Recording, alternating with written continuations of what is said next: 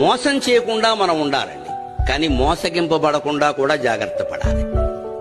నేను ఎవరిని మోసం చేయలేదు, కానీ నన్నే అందరూ మోసం చేసి అది నీ దోషమే, సవరించుకోవాలి. దాని ద్వారా సానుభూతి సంపాదిద్దామని చూడద్దు.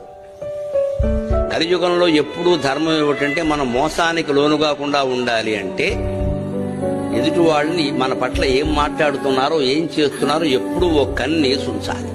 ఎవరిని పూర్తిగా నమ్మద్దు. నమ్మాను అని చెప్పేవాడిని కూడా సగమే నమ్మాలి. ఎవరి యందు ఎలా ఉండాలో అలా ఉండాలి తప్ప అందరికీ ఒకటే సూత్రం కలియుగంలో పనికిరాదు. ఎందుకంటే మానవులందరూ అలా ఉండరు. ఏ యుగంలోనూ ఉండరు, ఇందులో మరీ ఎక్కువ. పైగా ఈ యుగంలో పగలు ఎలా ఉంటారో రాత్రి ఎలా ఉంటారో తెలియదు. ఎవరిని మంచివాడు అనడానికి లేదు, అలాగని చెడ్డవాడు అనడానికి లేదు.